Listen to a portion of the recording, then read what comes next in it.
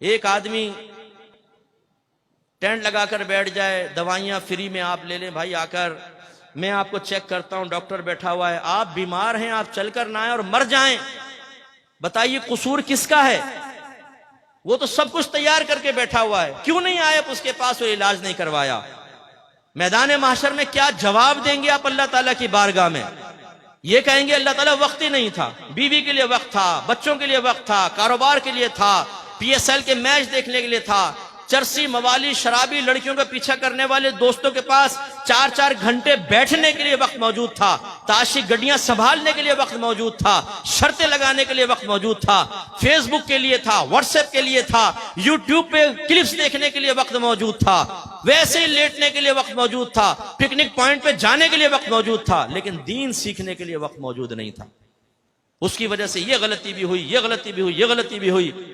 अगर आपने नात खानों की तसल्लियों से ये नतीजा खस कर लिया है कि जो मर्जी करते चले जाओ, हम रसूलुल्लाह के, जन्नत रसूलुल्लाह की, मैदान माशर में पहुंचेंगे, फरिश्ते कहेंगे कौन है भाई? सुन्नी है जी, जी सुन्नी हो, बस आजा, जो कुछ किया कोई बात नहीं, तुमने चर्स पी, जिना किया, कुछ भी, सुन्नी है ना, सीधे जन्नत में चला जा, जन्नत तो तुम्हारा इंतजार कर रही है। अगर ये ख्वाब आपको दिखाए गए हैं तो खुदारा मुफ्ती मुनीबर रवान साहब के इस कॉल पर अमल कर ले। एक जगह बयान चल रहा था, प्रोग्राम था, मुफ्ती साहब भी थे, मैं बैठा हुआ था, नात खान वो पहुंचा रहा था लोगों को इधर से उधर 2 मिनट में, जो हमारे अक्सर नात खानों की आदत होती है, कोई बैठा हो तो भाई नाराज ना हो। वो पहुंचे हुए ऊपर मुफ्ती साहब का बयान शुरू, आपने फरमाया कि भाई आप लोग पहुंचे हुए थे 7वें आसमान पर, तो बराए मेहरबानी मेरा बयान सुनने के लिए जरा जमीन पर तशरीफ लिया।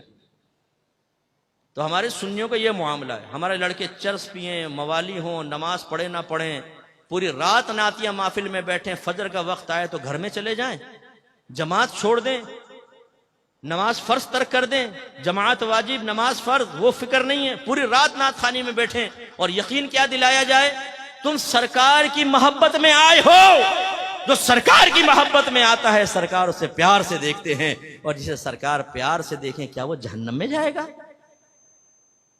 सामने कहते हैं नहीं नहीं, तो बस हमने तुम्हें जन्नत तक पहुंचा दिया शॉर्टकट के जरिए। ये खामखा तालीम हासिल कर रहे हैं, ये नमाज पढ़ रहे हैं, ये रोजा रख रहे हैं, ये गुनाह से बच रहे हैं, ये बेचारों को तो पता नहीं। नात खान के पास एक अजीम शॉर्टकट, 1 मिनट में आपको सीधा जन्नत का रास्ता दिखाकर, फरिश्ते भी कहेंगे कहां गया वो? नात खान के दामन में वो छुपकर सीधा जन्नतुल फिरदौस के आला मकाम पर वहां बैठ के हूरों के साथ चाय पी रहा है 2 मिनट में। भाई इस ख्वाब की दुनिया से बाहर निकल आए। आप और मुझसे बड़े सहाबाए किराम आशिक रसूल थे, उनकी कोई एक मिसाल ऐसी बताएं कि उन्होंने नबी करीम के फरमान सुनने के बाद एक कान से सुना, दूसरे कान से निकाला, और उन्होंने ये अर्ज किया हो माज़अल्लाह कि आपका बनाया हुआ मयार ठीक है, ये आप अपने पास रखें, लेकिन हम ये कहते हैं कि आपकी मोहब्बत हमें जन्नत तक पहुंचाएगी, लिहाजा इन तकल्लुफात की जरूरत नहीं, हम वैसे जन्नत में पहुंच जाएंगे। है कोई साहबी ऐसा? नहीं। वो इश्क में कामिल व अकमल थे, तो किस वजह से थे कि उन्होंने नबी करीम की इताअत की। आज हमारे सुन्नी नारा लगाते हैं गुलामी रसूल में मौत भी कबूल है, जो हो ना इश्क मुस्तफा तो जिंदगी फजूल है। फिर एक दूसरे को देखते हैं कैसा लगा नारा, दूसरा कहता है वाह क्या नारा लगाया तूने यार, ब्लड सर्कुलेशन तेज हो गई। अच्छा भाई कर ले तेज। अब ये नारा भी लगा कि गुलामी रसूल में दाढ़ी भी कबूल है, क्योंकि सरकार ने फरमाया दाढ़ियां बढ़ाओ, मूंछें छोटी करो, और यहूदियों की सूरत मत बनो। ये नारा लगा गुलामी रसूल में बाकायदा इल्म दीन सीखना भी कबूल है, कि आपके नबी ने फरमाया तलबुल इल्मी फरीदतुन अला कुल्ली मुस्लिम, इल्म का हासिल करना हर आकिल बालिग मुसलमान मर्द और औरत पर फर्ज है।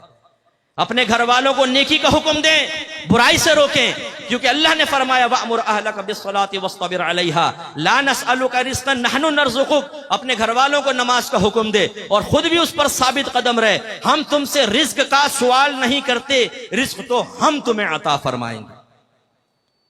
या अय्युहल्लज़ीना आमनू क़ू अनफुसकुम व अहलिकुम नारा वक़ूदुहा अन्नासु वल हिजारा, वो मैंने आयत पहले भी आपको सुना। तो करे अपने घर वालों की इस्लाह। बीवी पड़ी फजर में खर्राटे ले रही है, शर्म हया नहीं है कि बीवी को उठाओ।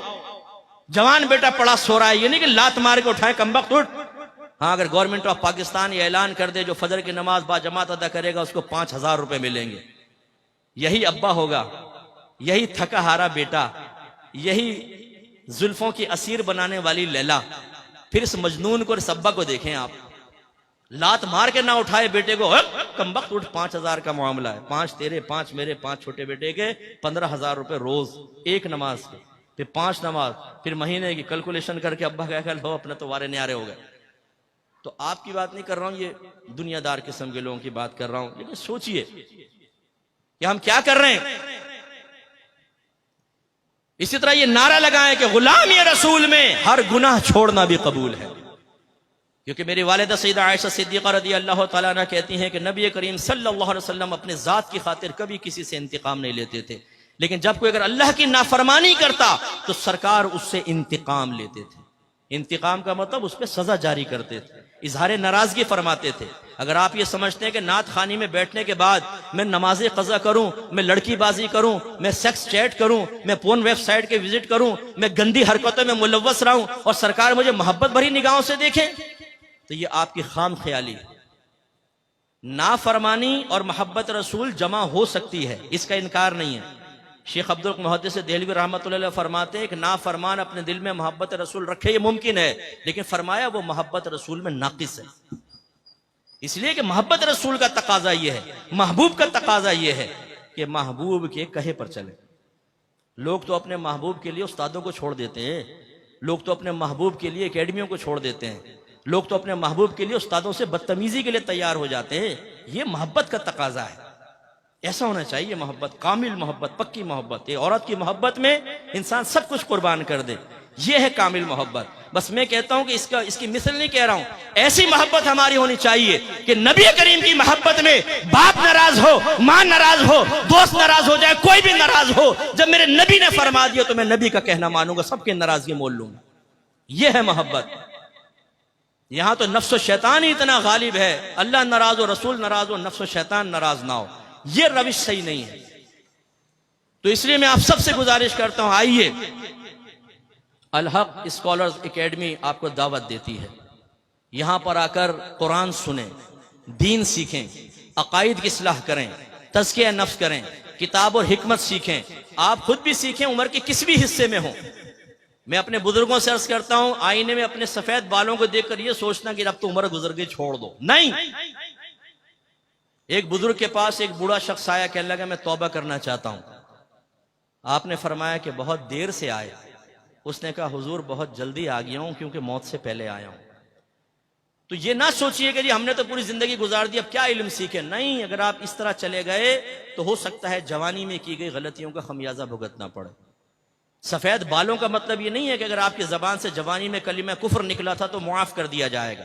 आप अगर नमाजें कज़ा करते रहे थे तो सिर्फ आपकी सफेद दाढ़ी को देखकर नमाजें कज़ा करने का गुनाह मुआफ कर दिया जाएगा। ये कहां से आपने नतीजा निकाला? आप भी सीखिए और अपने बच्चों को और खुसूसन बेटियों को यहां जरूर दाखिला करवाएं, इल्म दीन सीखें और पक्के सुन्नी बने, पक्के मुसलमान बने कि जो अपने मजहब को बयान करना जानता हो, मजहब का दिफा करना जानता हो दलाइल के साथ, फिर मुजाहिदीन पैदा होंगे। आपको पता है इंडिया में क्या हो रहा है? एक शख्स ने सुप्रीम कोर्ट में दरखास्त दायर की है कि कुरान पाक से 26 आयात को निकाला जाए, क्योंकि ये वो आयात हैं जो मदारिस में पढ़ाई जाती हैं जिससे बच्चे एक्सट्रीमिस्ट बनते हैं और नफरतें पैदा होती हैं। अभी इंडिया में उस पर बहस चल रही है बहुत ज्यादा। अब ये फितनों का दौर है। आप अगर ये समझें कि हम फितनों से महफूज रहेंगे, मैं कसम खा के कह सकता हूं कि आज नहीं तो कल ये जहालत और फितनों की आग आपको नहीं तो आपकी नस्लों को जला देगी। खुदारा होश में आए, इन चीजों की कदर करें। ये भी जवान है, देखें ये सब जवान है, इनकी दाढ़ियां देखें, बिल्कुल जवान लड़के। इन्होंने अपनी जवानी को फना किया है, दीन की खिदमत में लगे हुए हैं। इनके भी अरमान है, ये हर काम कर सकते हैं, लेकिन ये दीन से वाबस्ता होकर चाहते हैं कि लोगों की आखिरत को बेहतर बनाए।